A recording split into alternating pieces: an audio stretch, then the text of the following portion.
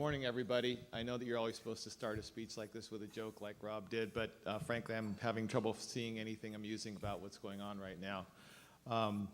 Many of you have heard the news reports, and there's an article on the front page of the paper today about the proceedings before the City Council on Tuesday concerning the general plan update.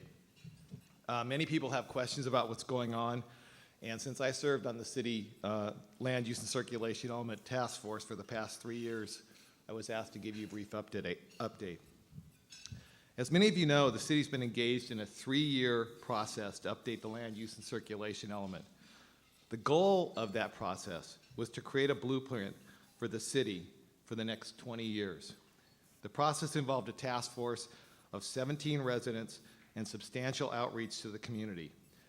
There were 34 task force meetings, 12 community workshops and open houses, a community-wide survey, 20 planning commission and city council meetings, thousands of hours of volunteer and staff time, and $1.5 million in consultant costs.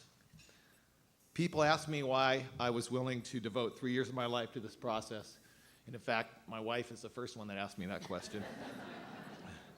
The reason is because I love this city and I believe in its future. Because this plan is a roadmap to that future. A vibrant economy with head of household jobs, more housing for the people who work here, infrastructure to support our community, and a circulation plan that moves the city forward. So what happened? The plan was completed earlier this year, and an EIR was done and certified by the City Council. We were staring at the finish line, literally. The plan was scheduled for adoption at the Tuesday's City Council meeting. For legal reasons, adoption of the plan requires a 4/5 vote of the City Council to overrule the Airport Land Use Commission's protest of the plan. At the meeting on Tuesday, it was clear there were only 3 votes to adopt the plan.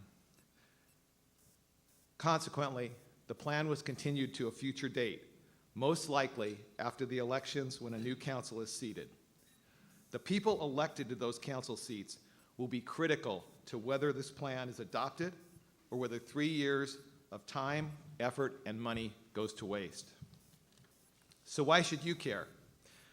The plan is a comprehensive document creating the blueprint for our city over the next 20 years.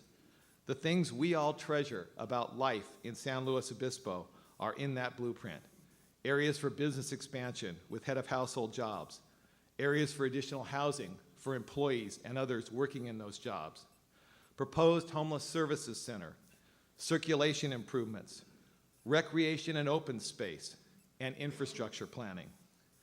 Now that vision and all that work is at risk. So what can you do? It's expected the plan's going to come back before the council again after the election in November. This was not expected to be an election issue, but it suddenly has become one. Early mail-in ballots suggest a very low voter turnout. This issue is way too important to our community to be decided by a small voter turnout. I urge you to pay attention to the candidates and to ask them where they stand on this issue. And most of all, I urge you to vote. Talk to your friends, your colleagues, urge them to vote. This city is at a crossroads. Make sure your voice is heard about the future of our great city. Thanks.